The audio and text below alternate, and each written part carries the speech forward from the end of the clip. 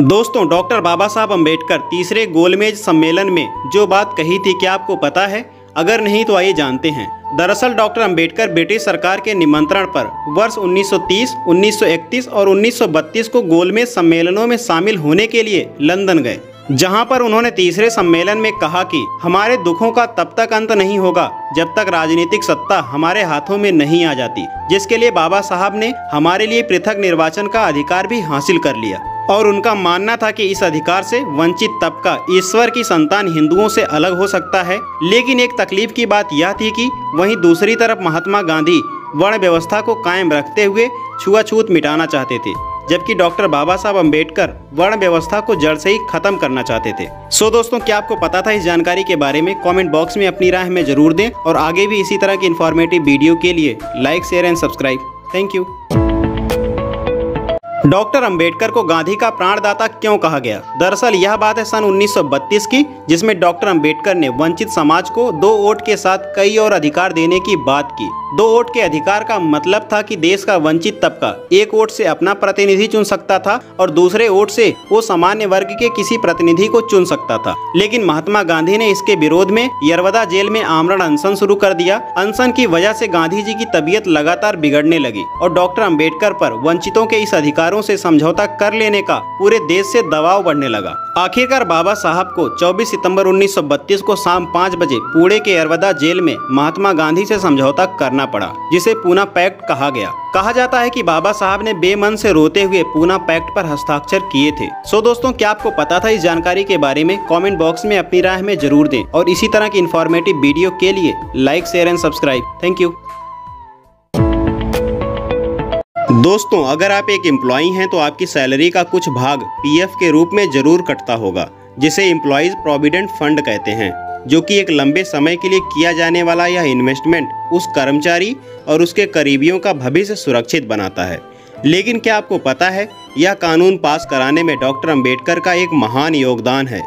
दरअसल 1951 में कर्मचारी भविष्य निधि अध्यादेश की घोषणा की गई और 15 नवंबर 1951 को कर्मचारी भविष्य निधि अध्यादेश को कर्मचारी भविष्य निधि अधिनियम 1952 में बदला गया, जो जम्मू और कश्मीर को छोड़कर पूरे भारत में लागू हुआ। अधिनियम की धारा 5 के तहत तैयार किए गए कर्मचारी भविष्य निधि योजना को चरणों में लागू करने के बाद 1 नवंबर 1952 को पूरी तरह लागू किया गया और जब हम रिटायर होते हैं तो इसी पीएफ का फायदा ले रहे होते हैं। दोस्तों, जानकारी पसंद आई हो तो like, share and subscribe. Thank you. दोस्तों, आज अगर महिलाओं की स्थिति में सुधार हुआ है तो यह भी बाबा साहब अम्बेडकर की महान देन है। दरअसल संविधान प्रारूप समिति के अध्यक्ष के रूप में संविधान निर्माताओं में उनकी अहम भूमिका थी। संविधान में सभी नागरिकों को बराबर का हक दिया और संविधान के अनुच्छेद 14 में यह प्रावधान भी है कि किसी भी नागरिक के साथ लिंग के आधार पर भेदभाव नहीं किया जा सकता, जिसके बाद आज़ादी के मिलने के साथ ही महिलाओं की स्थिति में भी सुधार होना शुरू हुआ। आज़ाद भारत के पहले कानून मंत्री के रूप में उन्होंने महिला सशक्तिकरण के लिए कई कदम उठाए, जिसके लिए सन 1951 में उन्होंने हिंदू कोड बिल संसद में पेश भी किया था। सो दोस्तों, क्या आपको पता था इस जानकारी के बारे में? कमेंट बॉक्स में अपनी राय हमें जरूर दें और आगे भी इसी तरह की इन्फॉर्मेटिव वीडियो के लिए like, share and subscribe. Thank you. दोस्तों, डॉक्टर बाबा साहब अम्बेडकर महिलाओं की उन्नति के प्रबल समर्थक थे। उनका मानना था कि किसी भी समाज का मूल्यांकन इस बात से किया जाता है कि उसमें महिलाओं की क्या स्थिति है। यह कहना गलत नहीं होगा कि दुनिया की लगभग आधी आबादी महिलाओं की है, इसलिए जब तक उनका समुचित विकास नहीं होता कोई भी देश चहुमुखी विकास नहीं कर सकता। और यही कारण था कि डॉक्टर अम्बेडकर का महिलाओं के संगठन में सबसे ज्यादा विश्वास था। उनका कहना था कि यदि महिलाएं एकजुट हो जाएं तो समाज को सुधारने के लिए क्या नहीं कर सकती। और शायद आपको पता हो कि वायसराय की कार्यकारी परिषद में श्रम सदस्य रहते हुए डॉक्टर अम्बेडकर ने पहली बार महिलाओं के लिए प्रसूति अवकाश की व्यवस्था की। सो दोस्तों, क्या आपको पता था इस जानकारी के बारे में? कमेंट बॉक्स में अपनी राय हमें जरूर दें और आगे भी इसी तरह की इन्फॉर्मेटिव वीडियो के लिए like, share and subscribe. Thank you. दोस्तों, इस कारण से डॉक्टर अम्बेडकर ने दिया था मंत्री पद से इस्तीफा। सच तो ये है कि हिंदू कोड बिल के जरिए महिला हितों की रक्षा करने वाला विधान बनाना भारतीय कानून के इतिहास की बेहद महत्वपूर्ण घटना है। दरअसल doctor Ambedkar Hindu code bill पारित कराने को लेकर काफी चिंतित थे, लेकिन सदन में इस बिल पर सदस्यों का समर्थन नहीं मिल पा रहा था।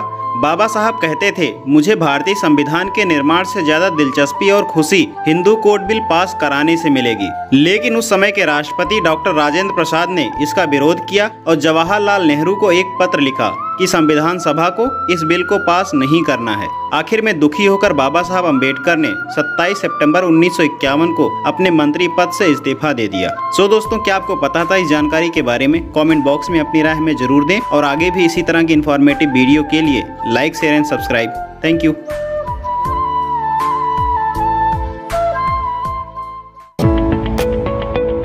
दोस्तों, क्या आपको पता है कि हीराकुंड बांध, दामोदर घाटी बांध, सोन नदी परियोजना, राष्ट्रीय जलमार्ग, केंद्रीय जल और विद्युत प्राधिकरण, यह सब डॉक्टर बाबा साहब अम्बेडकर की ही देन है। दरअसल साल 1945 में उन्होंने देश के लिए जल नीति और औद्योगिकरण की आर्थिक नीतियों जैसे नदी नालों को जोड़ना, बाकी इन तमाम परियोजनाओं को बनाने के मार्ग प्रशस्त किए और साल 1944 में प्रस्तावित केंद्रीय जलमार्ग और सिंचाई आयोग के प्रस्ताव को 4 अप्रैल 1945 को वायसराय की ओर से अप्रूव किया गया और बड़े बांधों वाली तकनीकों को भारत में लागू करने के लिए प्रस्तावित किया गया। सो दोस्तों, क्या आपको पता था इस जानकारी के बारे में? कमेंट बॉक्स में अपनी राय हमें जरूर दें और आगे भी इसी तरह के इन्फॉर्मेटिव वीडियो के लिए like, share and subscribe. Thank you. दोस्तों, आज की यह वीडियो उन छात्रों के लिए है जो पढ़ लिख कर अच्छे मुकाम पर तो पहुंच गए हैं, लेकिन डॉक्टर अंबेडकर का नाम लेने में जैसे शर्म सी आती है। लेकिन शायद आपको पता हो कि वह डॉक्टर बाबा साहब अम्बेडकर ही थे जिन्होंने छात्रावास, नाइट स्कूल, ग्रंथालयों और शैक्षणिक गतिविधियों के माध्यम से कमजोर वर्गों के छात्रों को पढ़ाई करने और साथ ही कुछ इनकम करने के लिए उनको सक्षम बनाया। इसके बावजूद सन 1945 में उन्होंने अपनी पीपल्स एजुकेशन सोसाइटी के जरिए मुंबई में सिद्धार्थ महाविद्यालय तथा औरंगाबाद में मिलिंद महाविद्यालय की स्थापना की। सो दोस्तों, क्या आपको पता था इस जानकारी के बारे में? कमेंट बॉक्स में अपनी राय हमें जरूर दें और आगे भी इसी तरह के इन्फॉर्मेटिव वीडियो के लिए like, share and subscribe. Thank you. दोस्तों, डॉक्टर बाबा साहब भीमराव अम्बेडकर ने 1918 में खेती और फार्म होल्डिंग के मुद्दे पर एक अहम लेख लिखा जो इंडियन इकोनॉमिक सोसाइटी के जर्नल में प्रकाशित भी हुआ। इस लेख में उन्होंने भारत में कृषि भूमि के छोटे छोटे खेतों में बटे होने से जुड़ी समस्याओं पर रोशनी डालते हुए कहा था कि कृषि भूमि पर आबादी की निर्भरता घटाने का उपाय औद्योगिकीकरण ही हो सकता है। खास बात यह है कि डॉक्टर अंबेडकर ने अपने इस लेख में छिपी हुई बेरोजगारी की समस्या को उस वक्त पहचान लिया था जब यह अवधारणा अर्थशास्त्र की दुनिया में चर्चित भी नहीं हुई थी। इतना ही नहीं, उन्होंने दिग्गज अर्थशास्त्री आर्थर लुईस से करीब 3 दशक पहले इस लेख में अर्थव्यवस्था की 2 सेक्टर मॉडल की पहचान भी कर ली थी।